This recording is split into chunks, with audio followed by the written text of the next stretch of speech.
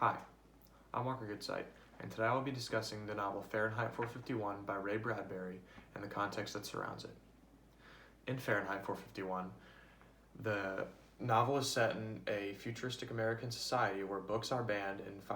the conception of firefighting is completely backwards from what we know today.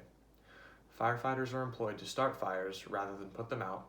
and books are banned by the government to keep knowledge limited and thought limited. The novel is set in a city where Guy Montag and Clarice McClellan begin the story by meeting each other and discussing the ethical considerations and climate around firefighting. Throughout the novel, how apparent did it become to you that the purpose of the novel being written was to reflect real life events Bradbury experienced? I believe Bradbury experienced many different occasions throughout his life and events that transcribed into the book and affected his writing of the book. I believe one of the key events was the way he grew up in the society of the time he grew up. He was born in 1920 in Illinois, and that was the time of the first Red Scare after the Soviet Union finally formed in Russia at the very end of World War I. And as he grew up through the Great Depression and World War II, and when he finally published the book in 1953, it was during the second Red Scare in the era of McCarthyism in America, where communism was one of the biggest fears people had, and an oppressive society and oppressive government really terrified people. And I believe that through in his writing, Ray Bradbury referenced several texts outside that related to communism, but I believe he directly referenced Karl Marx's The Communist Manifesto when drawing information about a communist government to input into his novel. I believe he did this with intent to make sure that people knew the true atrocities and oppression that a communist government places on people, like governments like Joseph Stalin's Soviet Union government, as well as Mikhail Gorbachev's. What major themes do you believe are present throughout the novel? I think two major themes are I believe two major themes are present throughout the novel, and I believe that they have a lasting impact on both the characters, and they reflect how Ray Bradbury saw himself and the society around him throughout the 1950s and the time period that the novel is set in. So I believe that change and oppression are the two major themes in this novel. Oppression obviously is coming from the government oppressing the people knowledge-wise, and how the government limits individual thoughts by banning books and having firefighters set the books on fire, and if the people do not comply with the firefighters, they are then set on fire. I believe that is a form of oppression that limits individual thought and individual knowledge that people can have about just the world in general, and I believe that oppression leads to a corrupt society that the government tries to rule too tightly, and which will then lead to a breakup like you saw with the Soviet Union in 1991. The other theme, change, as I mentioned earlier, I believe it's present throughout the novel when Guy Montag first meets Clarice McClellan. That's when he first starts beginning to have thoughts about how the ethical considerations of firefighting and how it's truly hurting the society rather than helping it. A second instance of when he first changed is when the woman was set on fire protecting her own books. I believe this is evident of change because he sees this woman burned to death, and unlike all the other firefighters laughing and having a grand time watching it, he is truly struck by the event and is hurt by the fact that he just watched a woman die because the people around him were not accepting of other people's opinions and knowledge and thought. Although Clarice McClellan dies early in the novel, how does she make a large impact on Guy Montag and his relations with the people around him? I believe Clarice McClellan had a lasting impact on Guy Montag, and it is seen through his relations with people such as Captain Beatty and Mildred, his wife, and the relationships with Captain Beatty that is affected majorly in a sense, is like the theme I mentioned previously, change. Clarice changed Montag to a different mindset of open-mindedness and individual thought, whereas Captain Beatty, like the government, I believe he represents the government in this scenario, is wanting to keep individual thought and knowledge at bay and wanting to keep it in the shadows and darkness. So after Clarice meets Guy and she talks about her family being open-minded and talking on the porch and reading books, Guy's then changed to where he responds negatively to Captain Beatty burning the woman alive and preventing the reading of books and sending the mechanical hound out to try and kill Guy Montague. And his relationship with Mildred is also altered because he finds himself comparing Clarice to Mildred, where he finds a lack of connectedness with Mildred because she is always either taking drugs to help fuel her happiness or looking into the parlor walls on her television walls. And I believe this has a lasting impact on Guy because he wants someone like Clarice in his life that will keep him open-minded and keep him knowledgeable, whereas Mildred, all she is doing is shutting him out to stay in tune with the society and the walls, the television walls that she likes to keep up with every day. So, based on what you just said about Captain Beatty and his use of scare tactics with Guy Montague throughout the novel, do you think that represents anything in real society at the time of the novel's publishing? I believe it directly represents the communist society in the Soviet Union. I believe Bradbury included this with the purpose to show that the comparison and connection between the way Captain Beatty is scaring, more like threatening, Guy Montague with the mechanical hound, to the same way that Joseph Stalin in the Soviet Union, before he died in 1952, really showed a real fear that he instilled in his people that if they crossed him or they became political enemies of him, that they would disappear or they would come up missing or dead or what have you. And I believe he did this with intent to show that the government officials such as Captain Beatty or Joseph Stalin have the same connectedness that in the futuristic American society in Fahrenheit 451 to the present or now past society of the Soviet Union that Bradbury was experiencing because he knew what atrocities were going down in the Soviet Union. Although several places in the novel could very well be the climax, when, in your opinion, is the climax of the novel? I believe several different places could be the climax, like I mentioned earlier, the woman being burned alive, or Guy Montague jumping into the river, or Mildred leaving him, etc. But I believe the true main point and the climax of the story is when Guy Montague sets Captain Beatty on fire, really showing a change and defiance against the oppression that Captain Beatty has been having on him for the last several weeks or months, or however long this open-minded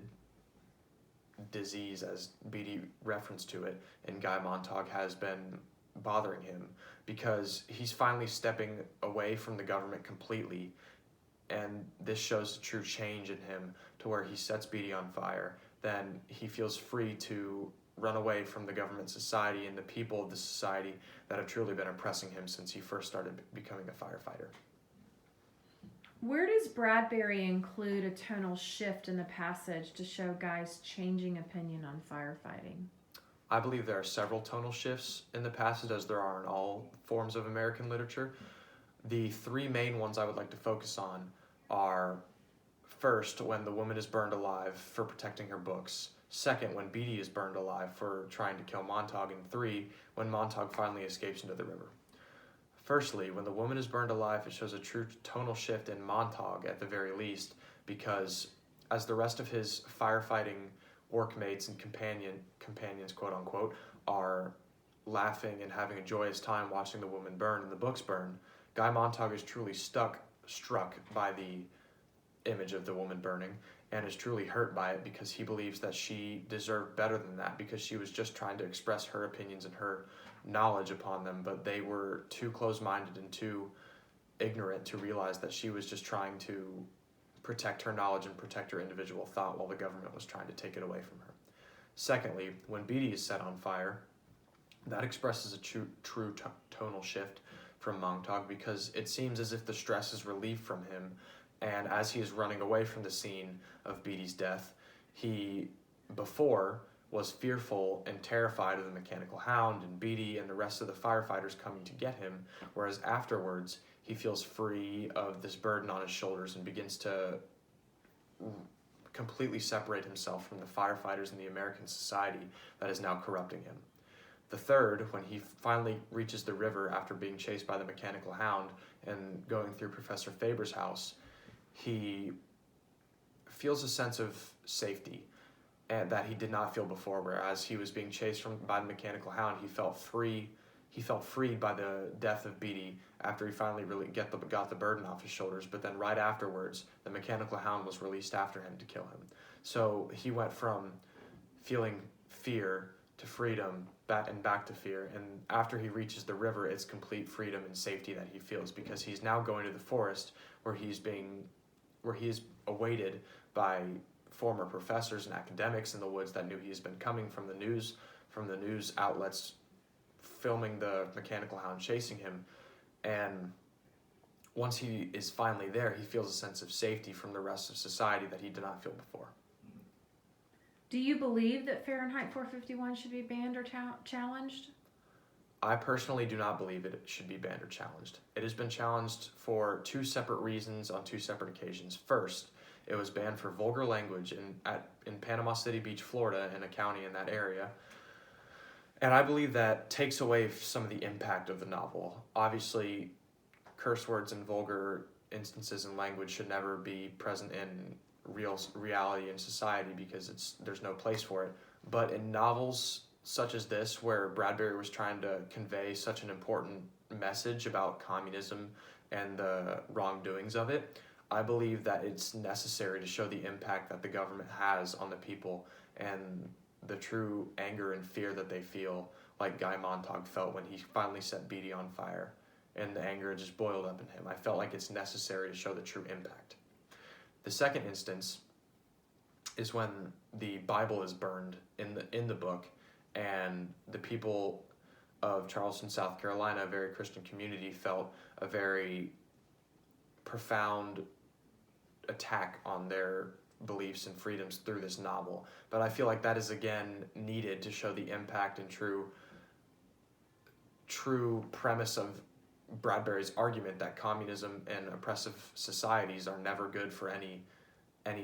population of people, because it just leads to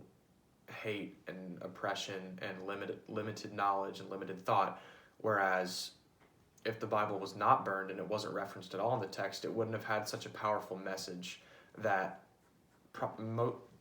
potentially the most important novel or book in all of history is being burned. So it just wouldn't have as heavy of an impact and as heavy of a burden on the people, on the readers of the novel, knowing that it wasn't just a normal book, it was the Bible.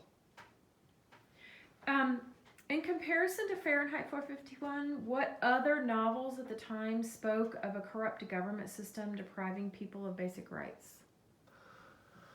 One book in particular, published in the same year, 1953,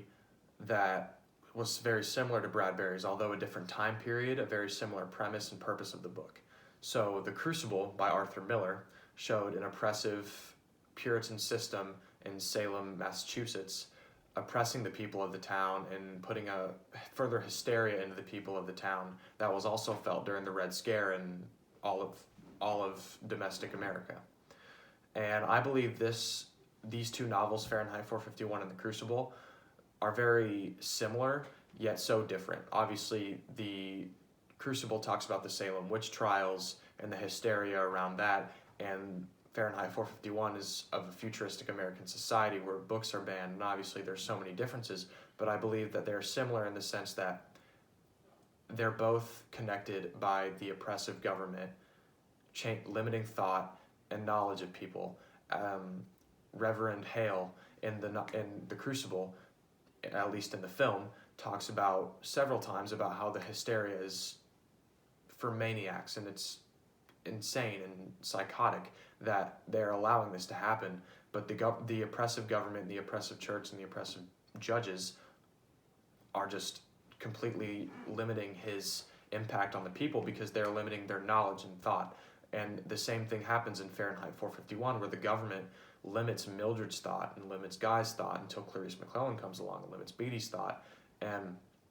they're very similar in purpose and premise, whereas they're very different in obviously plot and setting and so forth. But I believe that those two novels both tell a strong message about the opposition to oppressive government and communism in the United States at the time. So to conclude, what legacy does Ray Bradbury leave with some of the novels he's written? So Ray Bradbury has written a multitude of novels, from The Martian Chronicles to A Sound of Thunder to obviously Fahrenheit 451, as we have been discussing. And from those novels, he has had a very prolific impact on the science fiction community and how that genre of novel is and film. If I'm sure some of his novels have been made into films, he has had a very lasting impact on the science fiction community, as well as he had a very lasting impact on the American people that read his novel, to where they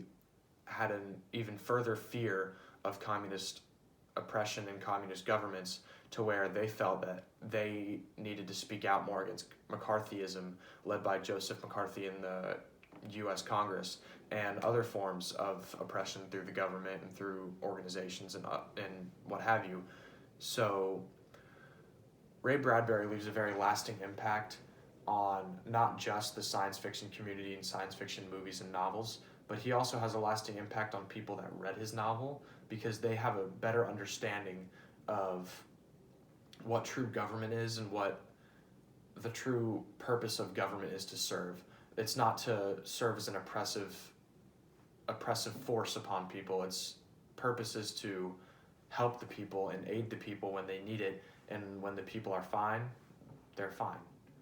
There's no purpose in the government being there to oppress and breathe down the people's necks when there's no point in them being there. Thank you for your time. Thank you.